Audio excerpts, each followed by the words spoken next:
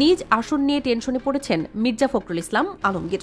যেই আসনটিকে নিজের ভেবেই বসেছিলেন, সেখানে জামায়াত প্রার্থী দেলোয়ারের জনপ্রিয়তা দেখে রীতিমতো হোঁচট খেয়েছেন তিনি।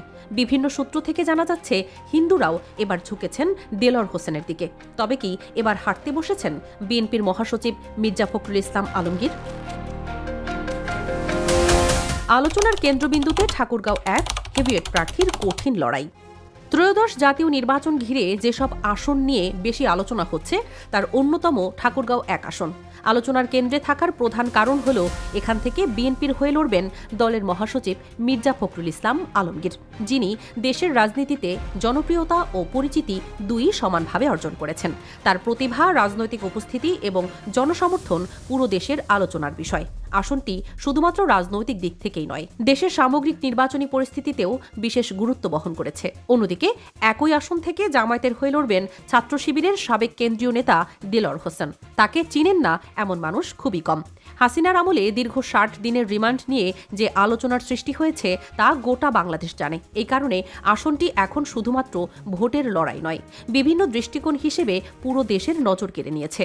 সবার চোখ এখন সরাসরি দেলোয়ার হোসেনের আসনের দিকে, এবং এই লড়াইকে ঘিরে রাজনৈতিক উত্তাপ দিন দিন বাড়ছে। দেলোয়ার হোসেনের প্রতিশ্রুতি হিন্দু সম্প্রদায়ের নিরাপত্তা ও ধর্মীয় স্বাধীনতা নিশ্চিতকরণ। এই পরিস্থিতিতে দেলোয়ার হোসেন অভিযোগ করেছেন, পরাজিত হবার ভয়ে যারা আতঙ্কিত, তারা হিন্দু সম্প্রদায়ের কাছে গিয়ে জামায়াতের নামে মিথ্যা অপপ্রচার চালাচ্ছে। তিনি বলেন, স্বাধীনতার পর ৫৪ বছরে জামায়াতের কেউ কখনো হিন্দুদের কাছে চাঁদা চাইতে যায়নি, এমন উদাহরণ কেউ দিতে পারবে না। দেলোয়ার হোসেনের কথায়, যারা এই ধরনের মিথ্যা অপপ্রচার চালাচ্ছে, তারা শুধু আতঙ্কিত নয়, তারা চাইছে হিন্দু ভোটারদের মধ্যে বিভ্রান্তি সৃষ্টি করতে। কিন্তু এর মধ্যেও হিন্দু সম্প্রদায়ের সমর্থন তার দিকে আরও দৃঢ়ভাবে ঝুঁকছে।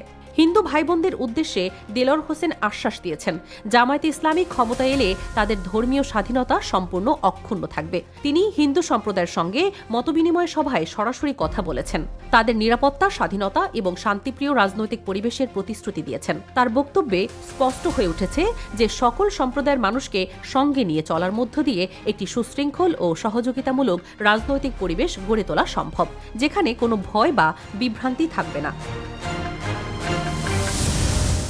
দেলোয়ার হোসেনের নির্বাচনী প্রতিশ্রুতি, ঠাকুরগাঁওয়ে স্বাস্থ্য, নিরাপত্তা ও ন্যায় নিশ্চিত করার ওয়াদা। ঠাকুরগাঁওয়ের মানুষের জন্য দেলোয়ার হোসেন নির্বাচনের মাঠে স্পষ্টভাবে প্রতিশ্রুতি দিয়েছেন উন্নত স্বাস্থ্যসেবা নিশ্চিত করার। তিনি জানিয়েছেন, দীর্ঘদিন ধরে মাত্র ২৫০ বেডের হাসপাতালে ১৭ লক্ষ মানুষ চিকিৎসা সেবা পাচ্ছে, যা যথেষ্ট নয়। এজন্য একটি আধুনিক মেডিকেল কলেজ হাসপাতাল প্রতিষ্ঠা করা তার অন্যতম স্বপ্ন। এছাড়াও ঠাকুরগাঁও বিমানবন্দর পুনরায় চালু করা, শিক্ষার মান উন্নয়ন এবং মানুষের সুবিধার্থে নতুন সুযোগ সৃষ্টি করাও তার পরিকল্পনার অংশ। দেলোয়ার হোসেন বলেন, আমার জীবনে চাঁদাবাজি বা দুর্নীতির কোনো ইতিহাস নেই। যতটুকু পেরেছি মানুষের উপকার করেছি, কখনো কারো ক্ষতি করিনি। জামায়াত ইসলামী যদি ক্ষমতায় আসে, ১ টাকাও দুর্নীতি করব না এবং কাউকেও করতে দেব না।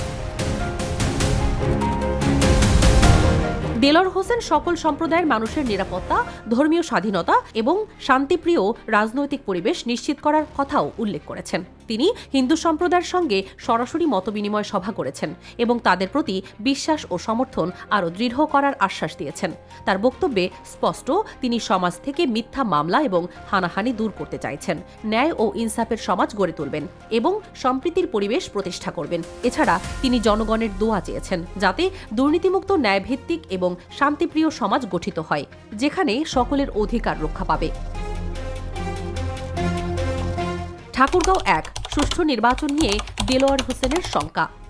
গোটা দেশে সুষ্ঠু নির্বাচন নিয়ে যখন আলাপ হচ্ছে, তখন সুষ্ঠু ও নিরপেক্ষ ভোট আয়োজন নিয়ে গভীর উদ্বেগ প্রকাশ করেছেন ঠাকুরগাঁও ১ আসনের জামায়াত ইসলামীর মনোনীত প্রার্থী মোহাম্মদ দেলোয়ার হোসেন।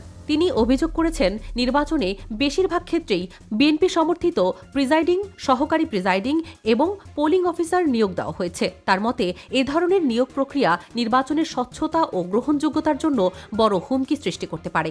দেলোয়ার হোসেন বলেন, এসব অনিয়মের কারণে ভোটাররা স্বাধীন ও ন্যায্যভাবে তাদের ভোটাধিকার প্রয়োগ করতে পারবে না। গেল ৮ই জানুয়ারি জেলা প্রশাসক ও রিটার্নিং কর্মকর্তা ইশরাত ফারজানার সঙ্গে সাক্ষাৎ করে মৌখিকভাবে এসব অভিযোগ তুলে ধরেন দেলোয়ার হোসেন। হোসেন।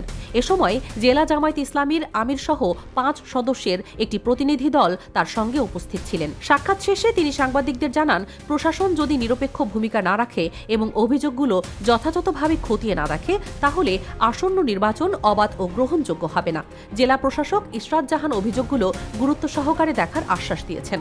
জামায়াতের পক্ষ থেকে বলা হয়েছে, নির্বাচন কমিশন ও প্রশাসনের সক্রিয় ও নিরপেক্ষ ভূমিকা নিশ্চিত করার হলে ভোটাররা নির্বিঘ্নে ভোটাধিকার প্রয়োগ করতে পারবেন। দেলোয়ার বনাম ফখরুল, সুষ্ঠু নির্বাচন হলে আসনটি কার দখলে যাবে?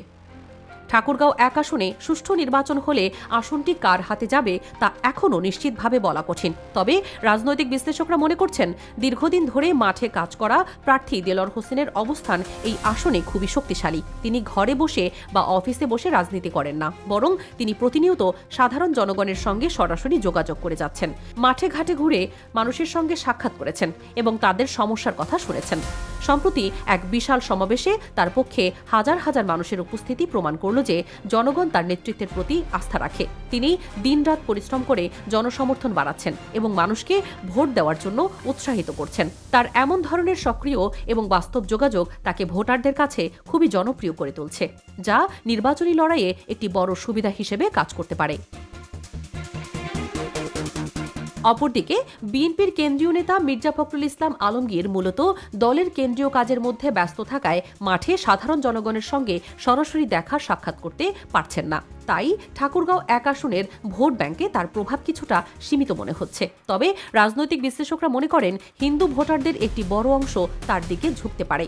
এই ভোট ব্যাংক তাকে কিছুটা সমর্থন দেবে, যা তার বিজয়ের সম্ভাবনাকে আংশিকভাবে শক্তিশালী করতে পারে। তবে সাধারণ জনগণের সঙ্গে সরাসরি যোগাযোগের অভাবে তার জনপ্রিয়তা অন্যদিকে কম পড়ছে।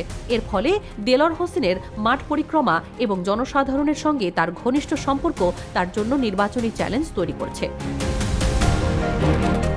সব মিলিয়ে ঠাকুরগাঁও 1 আসনকে কেন্দ্র করে চলমান রাজনৈতিক উত্তাপ এখন নজরকাড়া।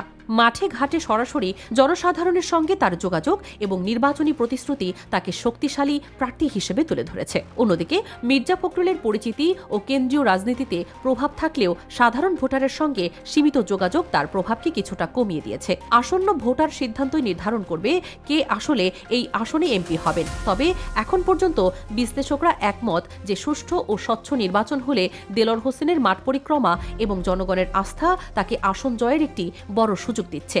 এই নির্বাচনী লড়াই শুধুমাত্র ব্যক্তিগত প্রতিদ্বন্দ্বিতা নয়, বরং জনগণের প্রত্যাশা, নিরাপত্তা, ধর্মীয় স্বাধীনতা এবং ন্যায়পরায়ণ সমাজ গড়ে তোলার প্রতীক হিসেবেও বিবেচিত হচ্ছে।